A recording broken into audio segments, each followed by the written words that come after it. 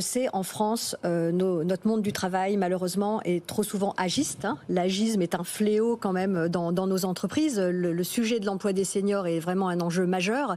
Et malheureusement aussi, la double peine, agisme plus sexisme pour les femmes, elle est réelle.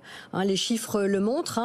Quand vous prenez le taux d'emploi des plus de 55 ans, eh bien les femmes, on va être 5% en dessous des hommes. Si vous prenez le salaire moyen en fin de carrière pour des cadres, eh bien les femmes, c'est 12% en dessous des hommes.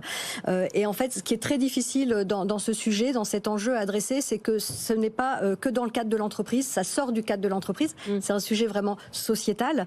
On parle parfois de l'invisibilisation des femmes de plus de 50 ans dans notre société, dans les médias, dans la publicité, etc. Moi, je donne souvent cet exemple de cette série récente là sur Bernard Tapie. L'acteur qui joue Bernard Tapie, il a 49 ans, et l'actrice qui joue l'épouse de Bernard Tapie, surprise, quel âge a-t-elle? Eh bien, elle a 29 ans.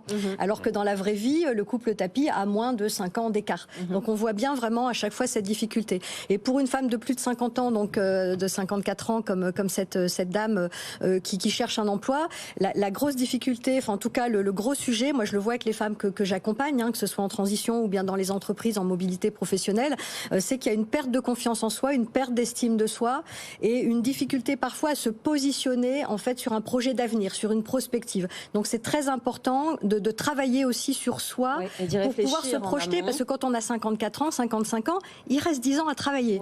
Donc si on est en capacité déjà de dire moi voilà où je veux aller, quelque part on va être aussi plus employable, on va avoir une attractivité plus grande à l'égard des employeurs.